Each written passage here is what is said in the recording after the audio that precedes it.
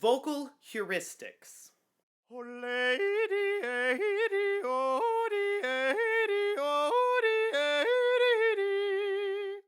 My goal with vocal heuristics is to understand the body and the control of the various pieces and areas of the body that contribute most to singing tone quality.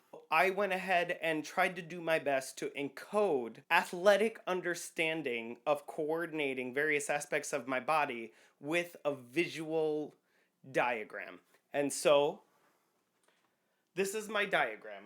The full vocal mechanism within the body as containing three major areas. That is the bell, the source, and the bellows. The bellows is the full air capacity that the singer takes in and the way in which the singer allows the air to travel through. The source, which is the larynx where the vocal cords are located, and then the bell, which is the pharynx, mouth, lips, sometimes sinuses. Please understand that this diagram is my own individual interpretation of my athletic understanding of the interior muscles and mechanisms that go on in my body while I am singing. The bellows, I use a curving line because aesthetically to me that represents a very deep diaphragmatic breath. Some singers refer to it as the barrel, like you're filling your body into the shape of a barrel when you take in the air. So it is a very deep diaphragmatic breath, and then as you release, the curve to me communicates a very gentle release, almost as though the barometric pressure in the room is what is collapsing it instead of having any muscles push.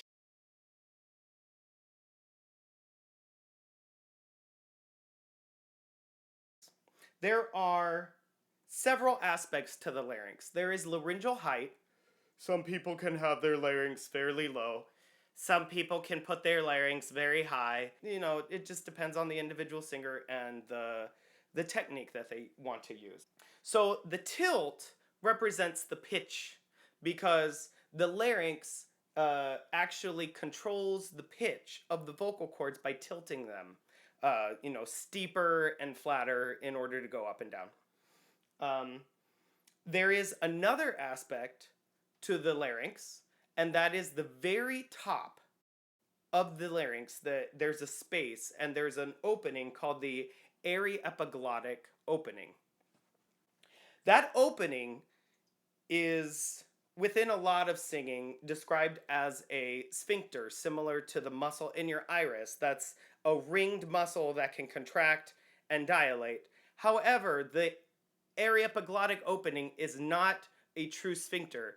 It is a ring, not even a completely closed ring, comprised of four major muscles: the aryepiglottic left, the aryepiglottic right, and then two muscles layered on top of each other at the very bottom, which is the transverse arytenoid and the oblique arytenoid. They sit right on top of each other. And then they work in tandem to actually squeeze the opening to the larynx, which can cause feedback onto the cords themselves.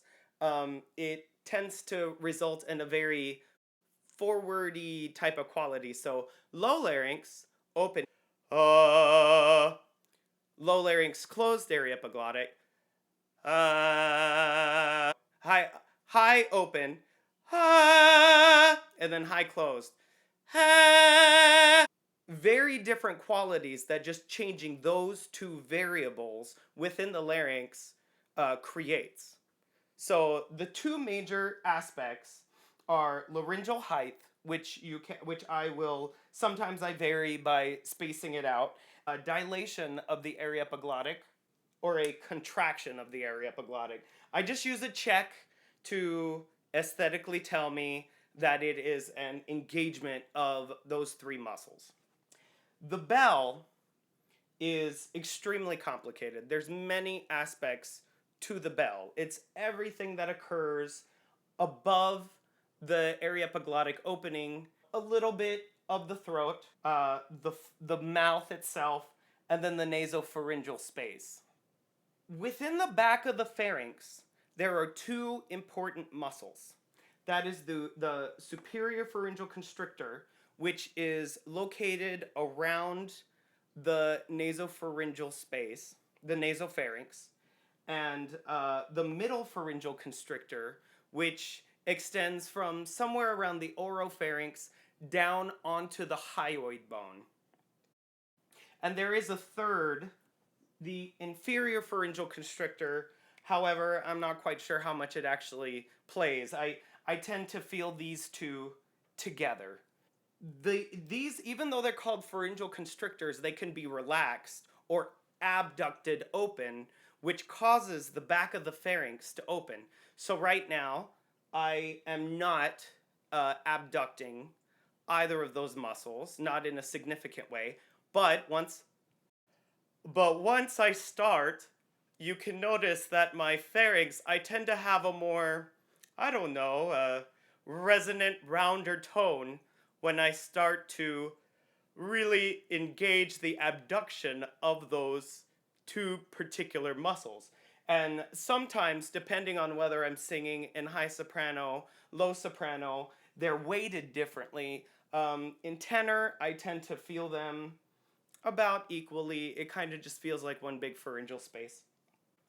I do put in the lips a little bit.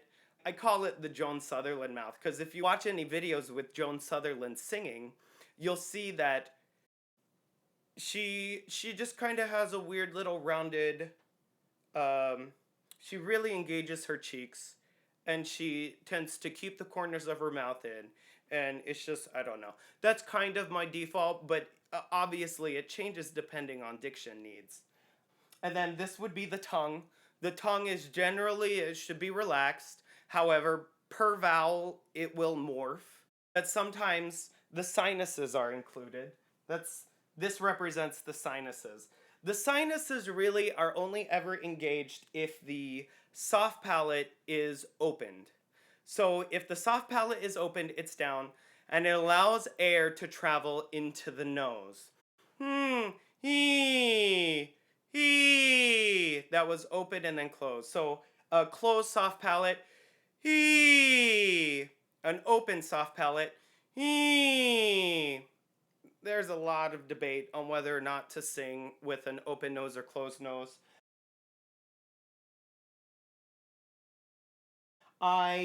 Since I have had chronic allergies most of my life, I have pretty much adapted to singing with a closed nose.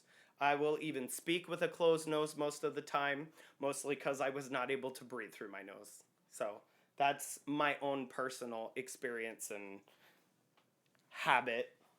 If you yawn and you feel your ears pop, then you know that you have abducted the superior pharyngeal constrictor or the middle pharyngeal constrictor. So that's the best way that I know to tell someone how to feel it out. And it's also, some people describe it as an inner smile. But if you can actually kind of move the muscle to where the eustachian tubes actually move around a bit and you hear a crackling, then you know you've isolated the muscle. Or at least engaged the muscle, possibly not isolated it. A soprano bell.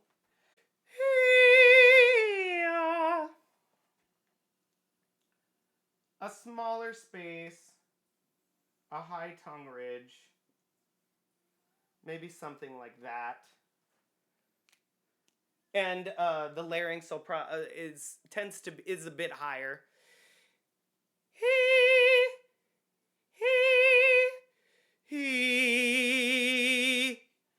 So that is a basic explanation of how I am able to communicate to myself the configuration of my voice during a practice session. So if I'm practicing an aria or any kind of song and I find that I'm having trouble with the note, but at a previous time I had great success with that note, and I know that I'm healthy, so my chords are not physically compromised, then I will look to these as a shorthand for explaining to myself the various switches and knobs that I turned uh, on and off within my voice as I sang a particular way.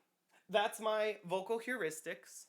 This method has helped me reliably map out my voice and understand how to go into the very disparate regions of various voice types that I'm able to go into volitionally. It's how I found my voice so far. You are free to use it, but understand, I'm trying to explain more the formulation of the system more than the system itself, because this is far from perfect.